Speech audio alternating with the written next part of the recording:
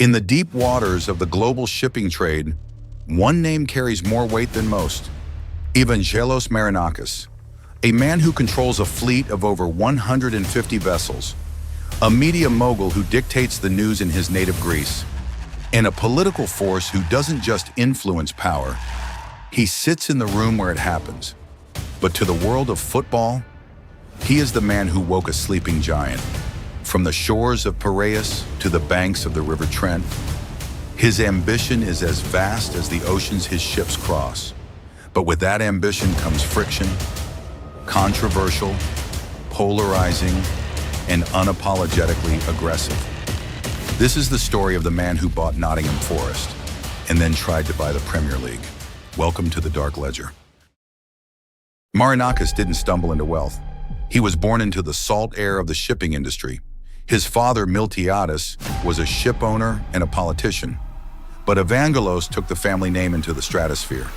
Through his company, Capital Maritime Trading Corp, he built an empire that turned the Greek port of Piraeus into his personal backyard.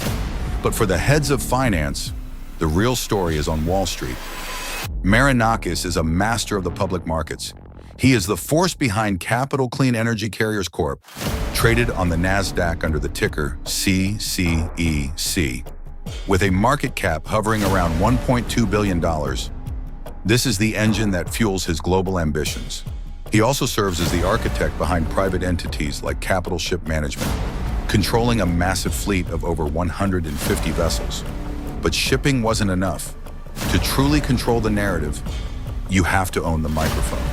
Marinakis moved into media, acquiring Alter Ego Media, Greece's largest conglomerate. This isn't just a side project.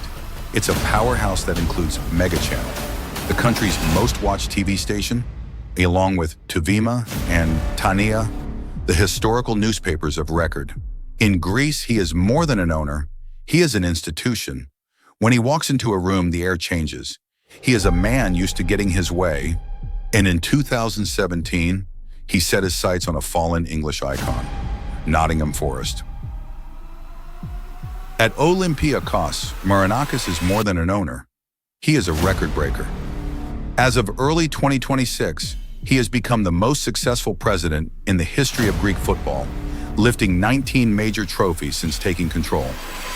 Currently, the club is celebrating its 100th anniversary, and they are doing it in style, sitting near the top of the Greek Super League and competing in the Champions League phase.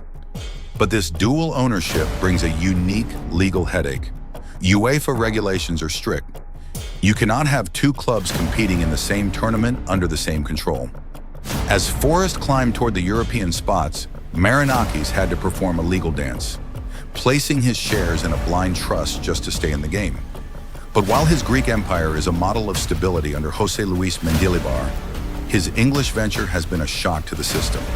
In a single window, he signed 30 players. He didn't just want to survive, he wanted to overwhelm. But chaos has a cost.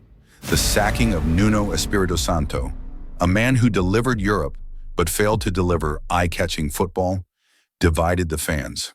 Then came the Ange Postecoglou experiment in late 2025. It lasted just 39 days. A winless run that ended in another ruthless dismissal. Now the club has turned to the grit of Sean Dyche. It raises the question, is he a visionary mogul or a man playing a real-life game of football manager with $1 billion bank account? Every promoted club faces the same choice. Do you stay pragmatic, play it safe, or do you do what Evangelos Marinakis did and bet the house on a revolution? Fans are often torn. On one hand, you have an owner who provides the financial muscle to compete with the elite. On the other, you have a revolving door of managers and a squad list that requires a spreadsheet to track. In just one season, Forest went from Nuno's discipline to Ange's chaos to Dyche's grit. Is this the new blueprint for success or a blueprint for disaster? Let me know in the comments. Would you rather have a boring, stable owner or a larger-than-life titan like Marinakis? If you want more deep dives into the men behind the money, hit the bell and subscribe to the Dark Ledger. Thanks for watching.